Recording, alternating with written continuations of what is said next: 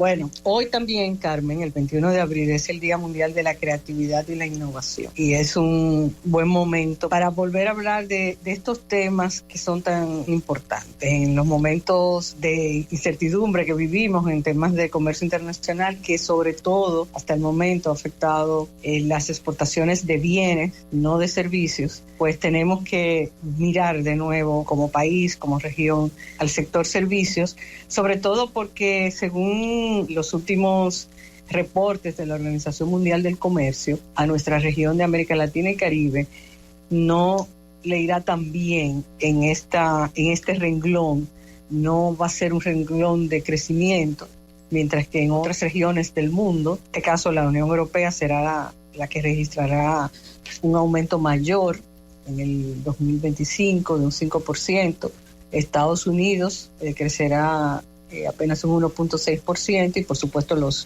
países asiáticos continuarán creciendo. Y hay muchos factores que afectan esa competitividad nuestra. Pero lo importante es poner la mira, ¿no?, en los sectores que han mostrado resiliencia y los sectores no tradicionales de servicio. Los tradicionales son el viaje, el transporte. Esos sectores no tradicionales, sobre todo los llamados servicios modernos, esos mostraron en la pandemia resiliencia y siguen mostrando resiliencia en los últimos años, y es por eso que hacemos tanto énfasis en que esa es la parte donde tenemos como país que poner más atención, y es precisamente esos sectores lo que tienen que ver con la creatividad, con la innovación, mientras el comercio de bienes sigue esperando, ¿no?, que van a pasar con la guerra de aranceles iniciada por los Estados Unidos. En el servicio, pues estamos esperando que no sea así. Claro, los servicios que tienen que ver con el comercio de bienes, como el transporte, pues se verán afectados si el comercio de bienes disminuye. De hecho, ya la Organización Mundial del Comercio ha proyectado un 1.5% a la baja el comercio internacional, pero nosotros necesitamos seguir apostando por esos sectores no tradicionales, aunque hemos tenido un buen desempeño, según la entrevista dada a la directora del Centro de Exportación e Inversión de República Dominicana hoy, en el periódico Hoy. Viviana Ribeiro nos habla de un incremento de un 29.4% de los llamados servicios modernos.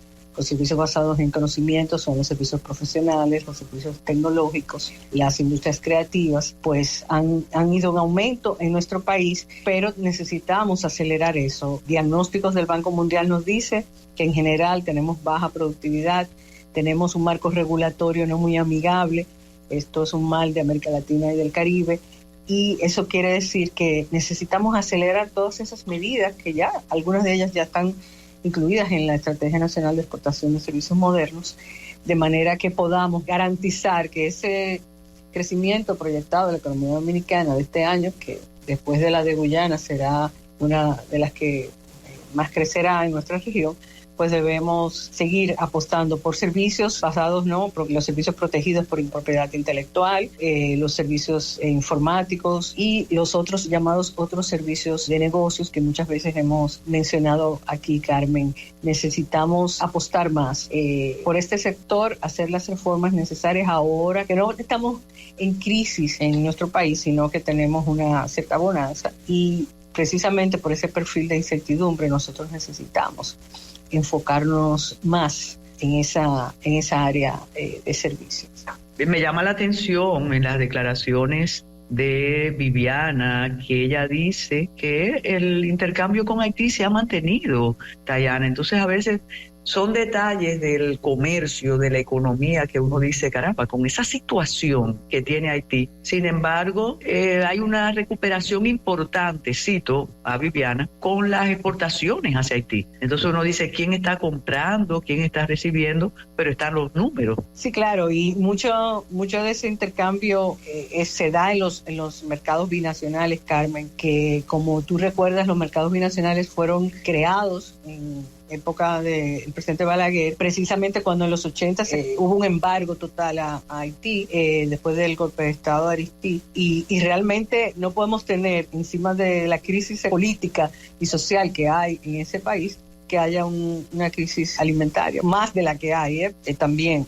hay mucha pobreza en ese país, pero que ese flujo sobre todo de alimentos es importante, y también es importante para la economía dominicana, porque los productos que le vendemos a Haití muchas veces no son los productos que exportamos a otro país.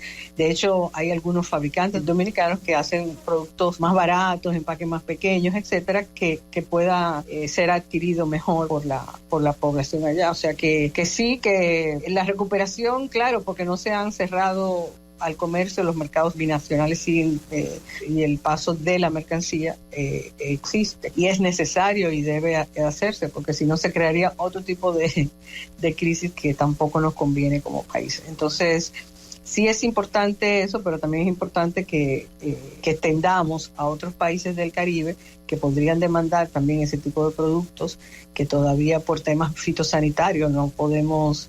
Y a veces es simplemente los trámites burocráticos para completar esos procesos fitosanitarios, para exportar productos cárnicos y otros tipos de productos que hoy en día no podemos exportar a otros vecinos del Caribe que también podrían consumir eso. Hoy hay un duelo de comunicados referente al tema de pollos y de los huevos, que igual si estuviéramos produciendo no solamente el mercado local, sino para exportar, igual sería una industria que podría acelerar su crecimiento en nuestro país.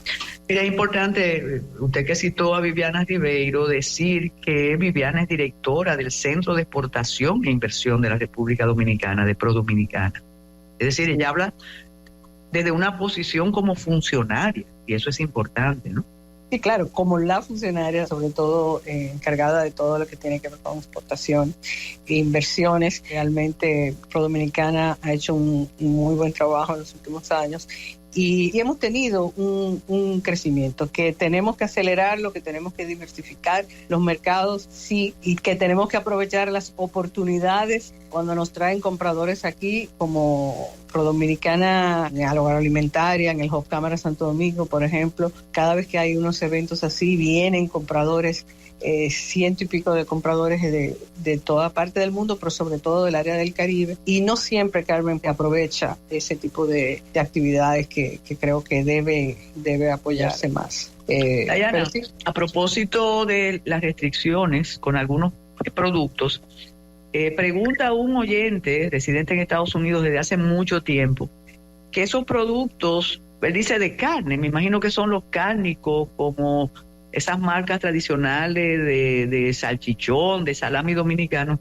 Él dice que los encuentra allá, que si son hechos allá o los llevan desde aquí.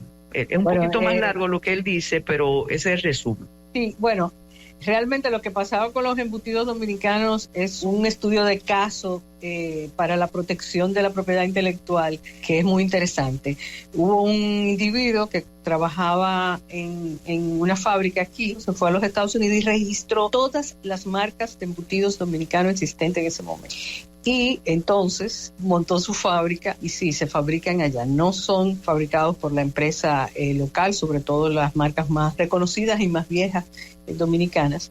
Se venden con esa marca porque están registradas por el individuo, y eso hay que mencionarlo porque la verdad es que fue una competencia usando, ¿no?, los trucos. El señor se fue, registró su marca y está vendiendo su salami, pero que no es producido por la industria local. ¿Y eso no provocó un problema legal? ¿Eso no se peleó? Bueno, ahí ya tendríamos que buscar la historia, pero lo que pasó en ese momento es que en Estados Unidos litigar es muy caro. Entonces hay que ponderar la inversión de ese momento para tú recuperar tu marca. Entonces es muy costoso hacer eso en los Estados Unidos. Entonces, bueno, ya después de que no se hizo en ese momento, ahora ya hay toda una industria montada ya, o sea, sí están fabricando esos embutidos. Entonces yo creo que es un poquito más difícil de hacerle frente, y eso es uno de los temas con la propiedad intelectual. Sí, yo tengo que proteger mi marca, pero a la vez, si alguien me disputa mi marca, entonces ir a corte, sobre todo en países como los Estados Unidos, es muy caro y tú tienes que ponderar qué vas a hacer. Y hay muchos casos en el Caribe de un distribuidor, que la gente, por ejemplo, deja que el distribuidor sea el que registre la marca, y después una señora de Belice, de salsa picante de Belice, que Belinda se llama esa marca, que fue su distribuidor, que la registró, ella creyendo en el distribuidor. Cuando el distribuidor la quiso dejar de de trabajar con ella, simplemente se quedó con todo, porque si se quedó con la marca, se quedó con todo, y la fabricaba en otro sitio. Entonces, eso son una de las lecciones que hay que aprender. Y el tema de la exportación de carne, como lo del lácteo, es muy complicado, porque requisitos para mercados como de la Unión Europea, como los Estados Unidos, es muy complicado lograr esa certificación. El año pasado se anunció que aquí se había logrado una exportación de carne, pero todavía hay muchas barreras no arancelarias para nosotros exportar esos servicios, incluyendo al Caribe, que nuestros salamis llegan a veces de contrabando a muchas de las islas, porque tenemos una población dominicana que realmente demanda esos productos, pero hay que cumplir con los temas fitosanitarios, y por eso nosotros hacemos tanto énfasis aquí en que necesitamos acelerar el proceso que haya que hacer para eliminar esos requisitos fitosanitarios, o para cumplir con ellos, para que ya no sea una barrera. Síguenos en las redes sociales y suscríbete a nuestro canal de YouTube. Recuerda que el Matutino Alternativo no es otro más, es diferente.